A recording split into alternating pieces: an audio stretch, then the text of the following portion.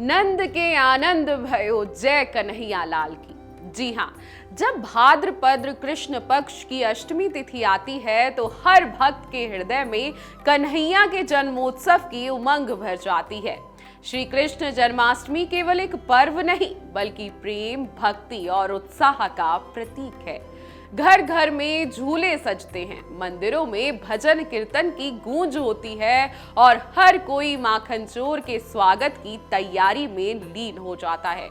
लेकिन इस साल जन्माष्टमी को लेकर भक्तों के मन में भ्रम है कि जन्माष्टमी 15 अगस्त को मनाई जाए या 16 अगस्त को, क्योंकि इस बार अष्टमी तिथि और रोहिणी नक्षत्र एक साथ नहीं पड़ रहे। जी हाँ, इसलिए आज हम आपको बता देते हैं कि आपको जन्माष्टमी 16 अगस्त को मनानी है या 15 अगस्त को। आपको बता दें कि अष्टमी तिथि का आरंभ 15 अगस्त को रात 11:49 से शुरू होगा। अष्टमी तिथि का समापन 16 अगस्त को रात 9:32 पर होगा।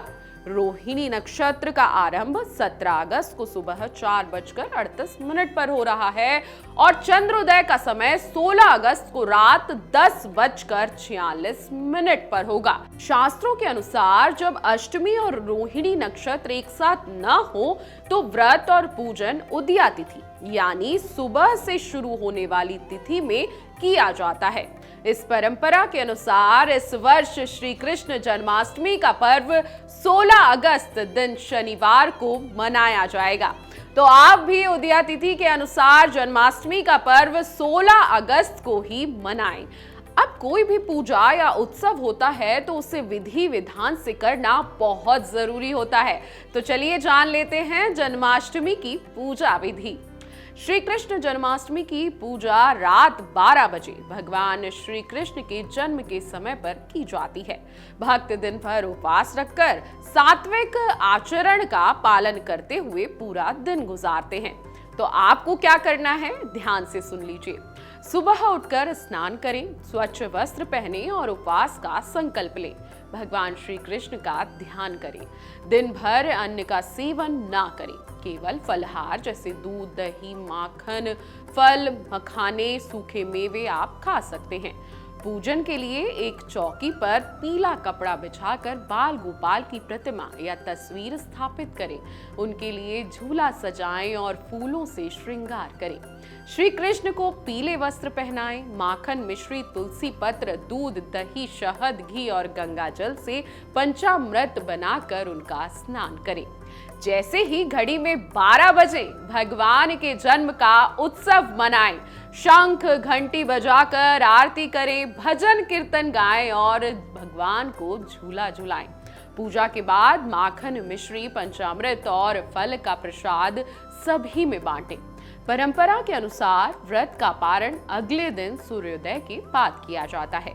हालांकि कुछ लोग रात्रि 12 बजे पूजा के बाद भी व्रत खोल लेते हैं, लेकिन शास्त्रों में पारण अगले दिन करने की ही सलाह दी जाती है। अब अगर आप कोई व्रत रखते हैं तो उसके भी नियम होते हैं। तो आपको ध्यान रखना होगा कि व्रत के दिन आपको अन्न, मांसाहार, लहसुन, प्याज यानी कि तामसिक भोजन से दूर रहना है।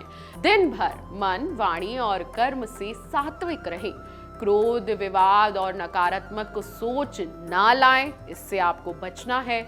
संभव हो तो दिन भर श्री कृष्ण नाम का जप करें और श्रीमद् भागवत गीता का पाठ करें। कहा जाता है कि जन्माष्टमी के दिन जो भक्त नियम पूर्वक व्रत और पूजा करते हैं उन्हें जीवन में सुख, समृद्धि और भक्ति की प्राप्ति होती है। श्री कृष्ण का जन्मोत्सव अहंकार पर प्रकाश, अधर्म पर धर्म और अन्याय पर न्याय की विजय का प्रतीक है। इस जन्माष्टमी पर आप भी घर में कन्हैया के लिए झूला सजाएं, भजन गाएं और उन्हें माखन मिश्री का भोग लगाएं। अपने जीवन में आप आनंद, प्रेम और शांति का आशीर्वाद प्राप्त करेंगे।